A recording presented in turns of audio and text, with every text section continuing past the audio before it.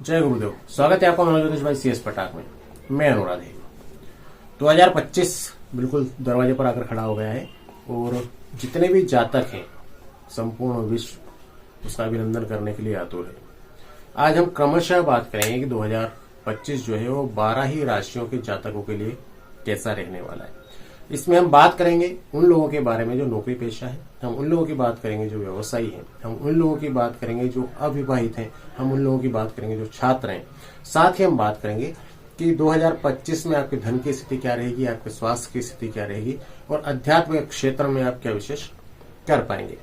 2025 में कुछ एक चीजें आपको स्पष्ट कर दूं पहले कि बहुत बड़े बड़े ग्रह 2025 में राशि का परिवर्तन करेंगे, अपना गोचर बदलेंगे। इस गोचर का 12 ही राशियों पर किस तरीके से प्रभाव पड़ेगा इसको मैंने समराइज करने की कोशिश की है। साथ में मैंने ये भी प्रयास किया है कि पर्टिकुलर राशि पर उनके क्या क्या इम्पैक्ट आ सकते हैं, क्या क्या इफेक्ट आ सकते हैं, इस पर भी हम थोड़ा थोड़ा प्रकाश डालेंगे। तो हम प्रारंभ करें कि 2025 जो है वो मेष राशि के जो जातक हैं, जो कि 12 ही राशियों के चक्र में पहली राशि है, उसके लिए कैसा व्यतीत होने वाला है। सबसे पहले तो मेष राशि के जो जातक हैं उनको मैं स्पष्ट कर दूं कि 29 मार्च से शनिदेव जो है वो अपना गोचर परिवर्तित करेंगे और अपनी मूल त्रिकोण की राशि कुंभ को छोड़कर वो मीन में प्रवेश करेंगे। और जैसे ही वो मीन में प्रवेश करेंगे वैसे ही आपको शनि की 7.5 प्रारंभ हो जाएगी, वो उसकी पहली ढैया रहेगी। तो आप ऐसा मान के चलिए कि शनिदेव की 7.5 प्रारंभ हुई है तो आपके सिर पे आई है। तो 7.5 साल अब आपको अपनी वाणी पर नियंत्रण रखना है। वो सारे लोग जो आपके अधीनस्थ हैं अथवा जो आपसे छोटे हैं उनसे बहुत प्रेमपूर्ण व्यवहार करना है। बेईमानी बिल्कुल नहीं करना है, पूरी ईमानदारी रखें। अपने आचरण में और अपने चरित्र में पूरी शुचिता का पालन करें। तो कुल मिला के 2025 जो है वो आपका मिला जुला रहने वाला है। अब चूंकि मैंने शनिदेव के बारे में आपको बताया है तो आपको धैर्य रखने की आवश्यकता है। मार्च से आपकी 7.5 प्रारंभ हो ही रही है। मई जून ये जो 2 महीने हैं थोड़ा सा परिवर्तन का योग मुझे लग रहा है। आपके कार्य क्षेत्र में बदलाव हो सकते हैं। आप जहां पर निवास करते हैं उसे मुझे बदलाव की संभावनाएं नजर आती है। चूंकि अब शनिदेव मेहनत के देवता हैं, न्याय के देवता हैं और साथ में वो धैर्य भी मांगते हैं कि भैया खूब मेहनत करिए और धैर्य रखिए, परिणाम आपको मिलेगा। प्रकृति का एक सीधा सा सिद्धांत है कि आप जितना भी कर्म करते हैं उसका रिटर्न आपको मिलता ही मिलता है। इवन मैं आज आपसे बात कर रहा हूं, हम कोई एक दूसरे पर एहसान नहीं कर रहे हैं, लेकिन इसका प्रतिफल यदि आप मुझे सुन रहे हैं तो आपको ही मिलेगा। मैं आपसे बात कर रहा हूं तो मुझे ही मिलेगा। किस रूप में मिलेगा, कब मिलेगा, ये अनिश्चित है। यदि ये पता लग जाए तो हम स्वयं परमात्मा हो जाए। तो जो मेष राशि के जातक हैं उनको धैर्य रखने की आवश्यकता है। सबसे पहले थोड़ा डटे रहें और उन लोगों के लिए यह साल सर्वोत्तम साबित होगा जो हर परिस्थिति का स्वागत खुले हाथों से दिल खोल कर करते हैं। उनके लिए जो 2025 है ये आप ऐसा मान के चलिए कि सर्वोत्तम है। वो सारे लोग जो नए नए टास्क लेने के लिए आतुर रहते हैं, वो सारे लोग जो जुझारू किस्म के हैं, उनके लिए 2025 जो है वो बहुत शानदार साबित होने वाला है। तो आप का सूत्र वाक्य यदि हम बात करें 2025 में आपके लिए सूत्र वाक्य क्या होगा, तो वो एक ही होगा कि लड़ेंगे तो जीतेंगे। जो लड़ेगा ही नहीं वो जीतेगा कैसे। मई से लेकर अगस्त तक का जो समय है वो आपके पैरों में नाल ठुकने जैसा होगा। आप ऐसा मान के चलिए कि उस दौरान मई से लेकर अगस्त के बीच में जो 2-3 महीने का टाइम ड्यूरेशन है, इस दौरान आपको घोड़ा बन जाना है, खूब मेहनत करना है, खूब भागना है, खूब दौड़ लगाना है। तो कुल मिला के घोड़े की तरह आपको नाल ठुकाना है। अतः आप खूब मेहनत करेंगे और कुल मिलाकर समाज में आपकी प्रतिष्ठा बढ़ेगी। आप सत्ताएं मान के चलिए, आपकी जो भी प्रतिष्ठा है समाज में उसमें इजाफा होगा, उसमें बढ़ोतरी होगी। इसका प्रभाव आपको वर्ष के प्रारंभ में ही देखने को मिल जाएगा। शनिदेव की एक विशेषता है, वो बड़े ग्रह हैं, तो जब भी वो ट्रैक चेंज करते हैं, राशि परिवर्तित करते हैं, इसको आप ऐसे भी समझ सकते हैं कि जब ट्रेन कहीं चल रही है स्ट्रेट ट्रैक पर और जब उसको ट्रैक चेंज करना होता है तो इंजन से लेके आखिरी डब्बे तक घड़घड़ाहट की आवाज आती है। तो ठीक इसी प्रकार से शनिदेव जब राशि परिवर्तित करने वाले होते हैं तो उसके 1-2 महीने पहले से उसका प्रभाव प्रारंभ हो जाता है, प्रभाव उनको दिखने को लग जाता है। तो आपकी समाज में प्रतिष्ठा बढ़ेगी। जो भी आपका कार्य क्षेत्र है वहां पर आपको प्रमोशन, इंक्रीमेंट इस तरह का कुछ मिल सकता है। इसका असर आपको साल के प्रारंभ में, वर्ष के प्रारंभ में ही नजर आने लग जाएगा। यदि हम बात करें तो जो वर्षांत है, खास करके दिसंबर, इस दौरान आपके पेट में गड़बड़ हो सकती है, तो थोड़ा सा आप खान पीन का ध्यान रखिए, योग प्राणायाम करते रहिए, वो ज्यादा बेहतर रहेगा। मेष राशि के जो जातक है उनको माता के स्वास्थ्य का ध्यान रखना चाहिए। छोटी मोटी गड़बड़ी हो सकती है उनके स्वास्थ्य में। जो आपका कार्यस्थल है वहां पर कोई ऐसा मैनिपुलेशन हो सकता है, थोड़ा सा मन मोटाव रह सकता है। आपके लिए सर्वोत्तम जो उपाय है इस वर्ष वो रहेगा रचनात्मकता। आप रचनात्मक रहिए, ज्यादा बेहतर रहेगा। विदेश यात्रा के योग मुझे नजर आते हैं। धन के क्षेत्र में भी मुझे अच्छा लाभ नजर आता है कि आपको धन मिलेगा। साथ ही अक्टूबर तक का जो समय है आपका, उस दौरान मुझे ऐसे उम्मीद है कि आपको कहीं न कहीं से सडनली धन प्राप्त हो सकता है। विद्यार्थियों की यदि हम बात करें तो उनको अपने स्वास्थ्य का सबसे पहले तो ध्यान रखना चाहिए। जो विद्यार्थी हैं उनको वो ज्यादा बेहतर रहेगा। साथ में आलस्य, शनिदेव जब भी आते हैं तो आलस्य जो है वो जरूर साथ में लेके आते हैं। वो बिल्कुल पूरा के एक दूसरे के की मेहनत भी खूब कराते हैं और वो आलस्य भी देते हैं कि आप कर बेटा कैसे करता है मैं देखता हूं, मतलब वो निखारते हैं कुल मिला के। तो आलस्य जो है वो विद्यार्थियों पर हावी हो सकता है। तो वर्ष के अंत में खास करके अक्टूबर, नवंबर, दिसंबर, ये जो लास्ट के जो 3 मंथ हैं इनमें इसके परिणाम आपको प्राप्त होंगे। यदि आप आलस्य से बचें और थोड़ी सी मेहनत कर लें तो आपको वर्षांत में इसके बहुत सुखद परिणाम प्राप्त हो सकते हैं। विद्यार्थियों के लिए मैंने डबल रिपीट किया है। व्यापारियों की यदि हम बात करें तो शानदार वर्ष है, खूब आप व्यवसाय करने वाले हैं और जो भी आपकी बैलेंस शीट है वो इस बार ग्रोथ करेगी। कुल मिलाकर यदि हम इसको समराइज करें और सम अप करने की कोशिश करें यदि पूरे वर्ष को, तो कुल मिला के अच्छा वर्ष है, शानदार वर्ष है। बस खान पीन का थोड़ा सा ध्यान रखिए। बड़ों की सलाह आपको अवश्य लेते रहना चाहिए, वो आपके लिए ज्यादा फायदेमंद होगी। चाहे उनको किसी विषय की समझ हो अथवा ना हो, लेकिन आप उनसे बात जरूर करिएगा, उनसे आशीर्वाद जरूर लीजिएगा और उनका परामर्श आप अवश्य लीजिएगा। ये आपके लिए लाभदायक होगा। वो सारे लोग जिनका विवाह नहीं हुआ है, काफी समय से प्रतीक्षारत हैं कि विवाह कब होगा, तो ऐसे जो जातक हैं जो अभी तक अविवाहित हैं उनका इस वर्ष 2025 में विवाह होने की संभावनाएं पूरी बनी हुई है। तो मेष राशि के जो जातक हैं उनके लिए पूरे वर्ष का जो हाल है वो मैंने प्रस्तुत करने का प्रयास किया और अपेक्षा करता हूं कि आपको पसंद आया होगा। यदि और भी कुछ आप जानना चाहते हैं तो कमेंट्स बॉक्स में जाकर कमेंट्स आप मुझे जरूर करिए। मैं कोशिश करूंगा आपको पर्टिकुलर व्यक्तिगत रूप से उत्तर देने की। वृषभ राशि के जातक हैं उनकी हम बात कर लेंगे, उनके लिए जो साल 2025 ये कैसा व्यतीत होने वाला है। वृषभ राशि के जो स्वामी हैं वो शुक्र देव होते हैं।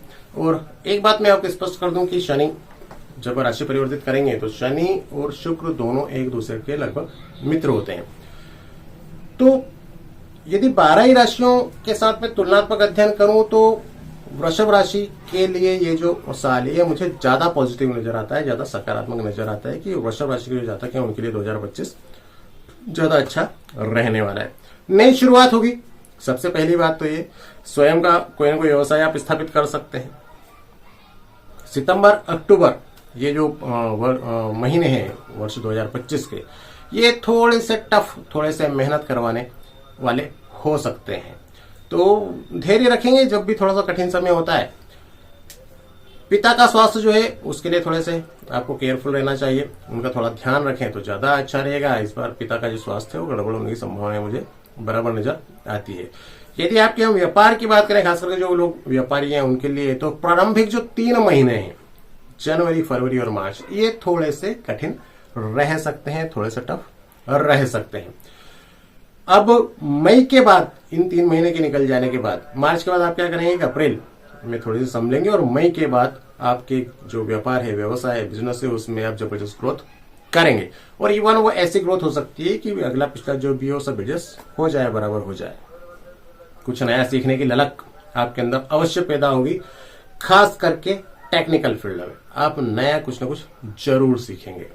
फिर वो हो सकता है कि आप मोटर वाइंडिंग करना ही सीख जाए, हो सकता है कि आप सॉफ्टवेयर या हार्डवेयर से रिलेटेड कुछ सीख जाए। टेक्निकल कोई भी चीज, टेक्निकल ये भी होता है कि आप लाइट फिटिंग करना ही सीख जाए, it is also technical field.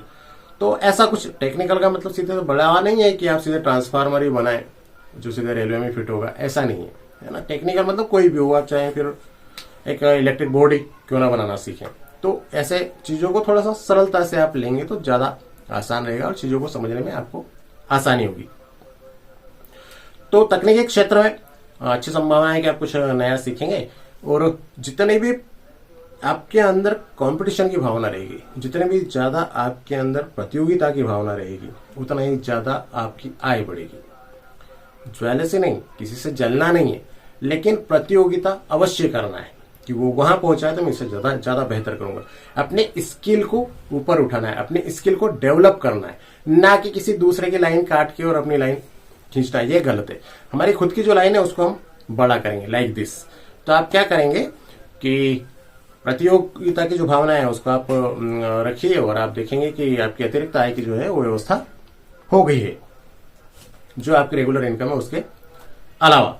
जनवरी से जून तक का जो महीना है वो मैंने बताया, पहले 3 महीने को यदि छोड़ दिया जाए तो उसके बाद अप्रैल, मई और जून, ये तीनों महीने जो है बेहतर आपके लिए रहने वाले हैं। जुलाई, अगस्त, सितंबर, ये जो 3 महीने हैं, धन से जुड़े मामलों में थोड़ा सा आपको सावधान रहना चाहिए। ना तो किसी को उधार देना है और ना किसी से लेना है। और यदि किसी को उधार आपने दे भी दिया है तो इन 3 महीनों में अपने को वापस मांगना भी नहीं है। यदि आप उनसे अपना धन वापस मांगने जाएंगे तो आप ऐसा मान के चलिए कि विवाद की स्थिति निर्मित हो सकती है। तो थोड़े से सावधान रहिए, अन्यथा आर्थिक नुकसान जो है वो भुगतना पड़ सकता है। वो सारे लोग, वो सारे दंपत्ति जो संतान के लिए प्रयासरत थे, जिनको संतान नहीं हो रही थी, तो चूंकि क्या है कि बृहस्पति जो है अभी आपकी राशि में गोचर कर रहे हैं, संतान भाव को पूर्ण दृष्टि से देखते भी। राशि से बात कर रहा हूं मैं, जहां पर आपका चंद्रमा है वहां पर। तो यदि आप प्रयासरत हैं तो मेरा ऐसा परामर्श है, ऐसी सलाह है कि थोड़ा सा हम इसको अभी अवॉइड करें तो ज्यादा बेहतर रहेगा। थोड़ा सा रुक जाना चाहिए, उसके बाद फिर आपको संतान के लिए प्रयास करना चाहिए। अविवाहितों के लिए यदि हम बात करें तो जुलाई के महीने में ही जो वो सारे जातक जो विवाह के लिए प्रतीक्षारत हैं, और मेरे पास काफी सारे लोग आते हैं जो काफी लंबे समय से प्रतीक्षारत हैं अच्छे रिश्ते के लिए, वो मेल फीमेल दोनों ही होते हैं। तो जो अविवाहित हैं उनके लिए 2025 थोड़ी सी खुशखबरी लेकर आ सकता है। जुलाई के बाद से उनके लिए बहुत पॉजिटिव स्थितियां निर्मित होंगी। स्वास्थ्य देखा जाए तो बहुत अच्छा रहने वाला है ओवरऑल, यदि हम कंक्लूड करें इसको तो सिवाय जो 2 महीने, वर्ष के 2 महीने, कोई भी 2 महीने जो भी जैसे पूरे साल में 4 संधि काल होते हैं 3-3 महीने के, तो उन चारों संधि काल में से कोई भी 2 महीने वो हो सकते हैं। मैं उसको बिल्कुल ऐसे आइडेंटिफाई नहीं कर पाऊंगा कि यही 2 महीने होंगे। तो वो स्पेसिफिक कौन से 2 मंथ है वो आपको खुद को अनुभव करना है, फिर कमेंट्स बॉक्स में मुझे बताना भी किसके लिए कौन से 2 महीने थोड़े से टफ रहे। तो कोई भी 2 महीने जो है वो आपके स्वास्थ्य के लिए कठिन रह सकते हैं। आधे वर्ष के बाद यदि हम बात करें, जून के बाद हम बात करें, तो रिश्तेदारों से थोड़ा सा मनमुटाव होने की संभावना है, कलह होने की संभावना है। खास करके आपके जो ससुराल वाले हैं उनके साथ, जो ससुराल वाले हैं उनके साथ में जो आपका ननिहाल पक्ष है उनके साथ भी थोड़ा सा मनमुटाव हो सकता है। ननिहाल पक्ष आ गया है तो मैंने बोल दिया है, हालांकि वो कैलकुलेशन में आ रहा है, आपको बताने की उसकी आवश्यकता नहीं थी। ननिहाल से बहुत ज्यादा अटैचमेंट होता नहीं है प्राय, जब से न्यूक्लियर फैमिली हुई है तब से। तो आपको सावधान रहना चाहिए अपने रिश्तों को लेकर, खासकर ससुराल वालों से जब भी आप संवाद करें उसको लेकर। सितंबर का जो महीना है वो आपके लिए अद्भुत रहने वाला है, वो शानदार रहने वाला है। पूरे साल की जो थकान है या पिछले बहुत सालों की जो थकान है वो आपकी सब समाप्त होने वाली है। जो भी सारी कमियां हैं वो उसकी पूर्ति करने वाला है। तो इस दौरान क्या होगा कि कुछ आप जो अध्यात्म से जुड़े हुए जो लोग हैं, वो सारे जातक जो थोड़ा सा ध्यान योग प्राणायाम करते हैं और कुछ पारलौकिक शक्तियों को, सिद्धियों को अनुभव करना चाहते हैं, तो उन साधकों के लिए जो सितंबर का महीना है वो बहुत शानदार रह सकता है और उनको कुछ पारलौकिक अनुभव भी इस दौरान हो सकते हैं। करना क्या है, अपने आप को सजग रखना है, अपने आप को सचेत रखना है। कहीं से भी कोई भी अवसर आ सकता है, बिल्कुल अवेयर रहिए, सचेत रहिए। दोनों आंखें खुली रखिए, कान खुले रखिए और देखिए कि कहां से क्या अवसर आपको आ रहा है। ये जो वर्ष है ये अवसरों का वर्ष है, आवश्यकता सिर्फ उनको पहचानने की। एक बात मैं आपको स्पष्ट कर दूं कि भाग्य को यदि हम डिफाइन करें एक सेंटेंस में तो क्या होगा कि अवसरों का आना और आपकी सजगता। तो आपकी सजगता और अवसरों के आने का जो मीटिंग पॉइंट है बस वही भाग्य होता है। कई बार ऐसा होता है कि अवसर आते हैं लेकिन हम सचेत नहीं होते, सजग नहीं होते, उसे पहचान नहीं पाते और इस कारण हम पिछड़ जाते हैं। कई बार हम सचेत बहुत होते हैं, सजग बहुत होते हैं, लेकिन अवसर ही नहीं आते। तो अवसरों का आना और आपकी अवेयरनेस, इन दोनों का जो मीटिंग पॉइंट है बस वही आपका भाग्य। सचेत रहिए, अवेयर रहिए, ज्यादा बेहतर रहेगा। आधा वर्ष बहुत बेहतर जाने वाला है, तो जो आधा वर्ष है उसको हम औसत कह सकते हैं। वृषभ राशि के जो जातक हैं यदि वो करना चाहें तो सिर्फ एक काम कर सकते हैं कि कन्याओं को, जो बालिकाएं जो बिलो 10 ईयर्स है, उनको मिठाई प्रत्येक शुक्रवार को अवश्य भेंट कर दिया करें। चाहे तो अपने घर बुला के कुछ भी मीठा खिलाएं तो ज्यादा अच्छा, भोजन कराएं तो ज्यादा अच्छा है। निश्चित रूप से आपको पसंद आया होगा पूरा वर्ष फल। यदि आपकी कोई जिज्ञासा है तो आप अवश्य कमेंट्स बॉक्स में मुझसे पूछिए, मैं कोशिश करूंगा आपके प्रश्नों का जवाब देने की। मिथुन राशि के जातक हैं उनकी हम बात कर लेते हैं। बुध देव जो है वो राशि स्वामी होते हैं मिथुन राशि के। ऐसा कहा जाता है कि जो मिथुन लग्न के लोग होते हैं, मिथुन राशि के जो लोग होते हैं, वो थोड़े से अलग किस्म के लोग होते हैं। उनको परमात्मा कुछ देकर ही भेजता है, वो गॉड गिफ्ट कुछ चीजें उनके पास होती है और वो ऐसी होती है कि स्वतः ही लोगों के बीच में उनका एक पराक्रम होता है। तो ठीक इसी प्रकार से 2025 में भी जो मिथुन राशि के जातक हैं उनके साथ कुछ अनापेक्षित चीजें होती है, मुझे नजर आती है। जैसे जिस लक्ष्य के लिए वो प्रयासरत थे काफी लंबे समय से, ऐसे समझिए आप उसको, उसके बजाय उनको कुछ और ही प्राप्त होगा। जैसे आपको कार खरीदना है, सपोज आप कार के लिए प्लानिंग कर रहे हैं काफी समय से, लेकिन इसी दौरान क्या हुआ है कि प्रॉपर्टी कोई बहुत अच्छी डील आ गई, तो कार जो है उसको आपने हटा दिया और प्रॉपर्टी में डील कर लिया। तो वो क्या हुआ, आपके लिए ज्यादा बेनिफिशियल हुआ अपेक्षाकृत। कार का तो क्या हुआ कि आपने उसको शोरूम से बाहर निकाली और उसका डेप्रिसिएशन शुरू हो जाता है, जबकि प्रॉपर्टी में ऐसा नहीं होता, वो तो फिक्स्ड असेट हो गई ना आपकी। तो ऐसे कुछ अनापेक्षित चीजें हो सकती है, जो जिसे चाहा वो मिला नहीं और जो मिला उसे चाहा नहीं, इस टाइप की स्थितियां आपकी निर्मित हो सकती है। और ये जो पूरी घटनाएं जो घटित होंगी वो आप ऐसा मान के चलिए कि आपके जीवन को बेहतरी बनाने के लिए कारगर होगी। आप गोवा जाना चाह रहे हैं, थाईलैंड पहुंच गए, मतलब वो बात ऊपर की है, थोड़े से ग्रोथ ही होगी और ज्यादा बेहतर होगा। व्यापार व्यवसाय और नौकरी की यदि हम बात करें तो आप ऐसा मान के चलिए कि उसमें भी यही सब कुछ चलता रहेगा कि आप चाह रहे थे प्रमोशन, लेकिन हुआ ऐसा कि उससे ज्यादा बेहतर ऑफर आपको मिला और आप कंपनी स्विच कर गए। ऐसी स्थितियां हो सकती है। किसी विशेष व्यक्ति के साथ आपका मेल मिलाप हो सकता है, उससे मेल जोल अवश्य होगा और एक उछाल पूरे वर्ष में आपके जीवन में, आपकी कार्य क्षमता में, आपके व्यक्तित्व में अवश्य आने वाला है। आप ऐसा तय मान के चलिए और आप इसको वेलकम करने के लिए तैयार भी रहिए, मानसिक रूप से और शारीरिक रूप से। अप्रैल से जून ये जो टाइम ड्यूरेशन रहेगा ये थोड़ा सा टफ रह सकता है, थोड़ा सा कठिन रह सकता है, जबकि जुलाई के बाद का जो समय है वो मुझे बेहतर नजर आता है। सभी लोगों का सपोर्ट आपको मिलेगा। कुल मिलाकर हर नवाचार का आप स्वागत करें, जो भी नई चीजें जीवन में होती है या घटित होती है उन सबका आप अभिनंदन करें खुले दिल से, तो वो आपके लिए ज्यादा अच्छा इस साल को बनाएगा। जून के महीने में कुछ नया हो सकता है, ऐसा लगभग तय है। रचनात्मक कार्यों की तरफ आपका रुझान हो सकता है। विद्यार्थियों की यदि हम बात करें तो सिवाय वर्ष में 2 महीने जो हैं वो थोड़ा सा सावधान रहने की आवश्यकता है विद्यार्थियों को। इस दौरान वो भटक सकते हैं, उनका माइंड डाइवर्ट हो सकता है, उसके पीछे बहुत सारे कारण होते हैं। अब चूंकि वो या तो उनकी लाइन जो है स्टडी की वो बिगड़ जाए, या फिर ये हो कि एट द टाइम पे जो जिस क्लासेस में वो जा रहे थे, जो कोचिंग वो ले रहे थे, वो उनको ड्रॉप आउट करना पड़े। ये हो सकता है कोई स्वास्थ्य आपका गड़बड़ हो जाए। तो जो 2 महीने वो थोड़ा सा आपके लिए डिस्ट्रक्शन वाले होंगे, तो इस दौरान थोड़ा सा आपको सावधान रहना चाहिए, भटकाव से आपको बचना चाहिए और जो भी समय आपके पास मिलता है, जैसा भी मिलता है, उसका आपको सदुपयोग करते रहना चाहिए। अब यदि बात हम आपके रिश्तों की करें कि रिश्तों के लिए जो वर्ष 2025 से कैसा व्यतीत होने वाला है, कैसा होने वाला है, तो रहेगा क्या कि थोड़ा सा खटास इस दौरान 2025 में आ सकती है। और वो जो मिड ईयर जो होगा, जो हमारा वर्ष का जो मध्य काल जो होगा, मध्य भाग जो होगा, खास करके यदि उसको महीनों में यदि मैं बांटूं तो आप ऐसा मान के चलिए कि मई और जून, ये जो 2 महीने रहेंगे, मई जून जुलाई, इसमें 3 महीने ले सकते हैं। ये जो 3 महीने हैं इस दौरान थोड़ा सा मनखटा हो सकता है रिश्तेदारों की तरफ से।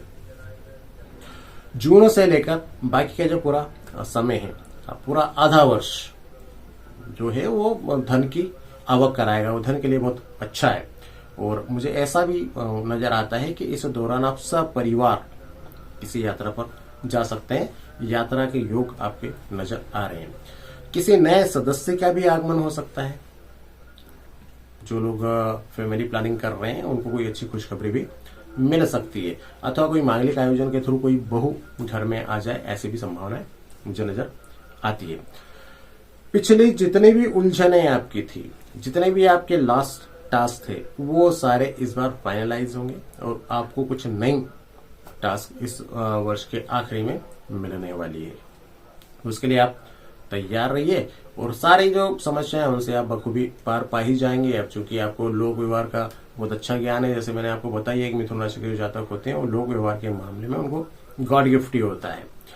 तो तैयार रहिए जो भी कुछ नया घटित होगा उसके लिए, और जो भी नए संयोग आपके लिए बन रहे हैं, अचानक बन रहे हैं, उनका खूब आनंद लीजिए। और जो 40+ के जो लोग हैं उनको एक सलाह है मेरी कि मानसिक और शारीरिक स्वास्थ्य का आपको बराबर ध्यान रखना चाहिए।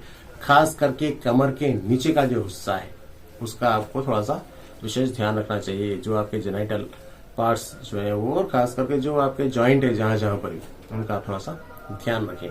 सीने से जुड़ी हुई कोई समस्याएं आपको आ सकती है। यदि आपको कोई जकड़न या इस टाइप का फील हो रहा है तो you should go to doctor, वो ज्यादा अच्छा है। आपको एक बार एडवाइस लेना चाहिए। एक परामर्श मेरा आपको, एक सलाह आपको, यदि आप उपाय करना चाहें तो पूरे ही वर्ष आध्यात्मिक रहिए, बल्कि मैं तो कहता हूं कि घोर आध्यात्मिक रहिए। थोड़ा सा ध्यान करिए, थोड़ा सा मेडिटेशन करिए, थोड़ा सा योग करिए। ये सब नहीं बनता है तो इसके अलावा आप 1 किलोमीटर तबीयत से पूरी शक्ति के साथ, पूरी ताकत के साथ आप दौड़ लगा दीजिए। बढ़िया जॉगिंग सूट जो है वो पहनिए, स्पोर्ट्स शू पहनिए एंड गो, और दौड़िए पूरी ताकत के साथ, पूरी शिद्दत के साथ। और जहां पर निढाल हो जाए बस वहीं पर आप लेट जाएं, वो भी आपको ध्यान में ले जाएगा। जब हम थक जाते हैं उस दौरान भी हमारी जो चेतना होती है वो शून्य हो जाती है। तो ये आपके लिए रेमेडी है, ये आपका उपाय है पूरे वर्ष भर के लिए।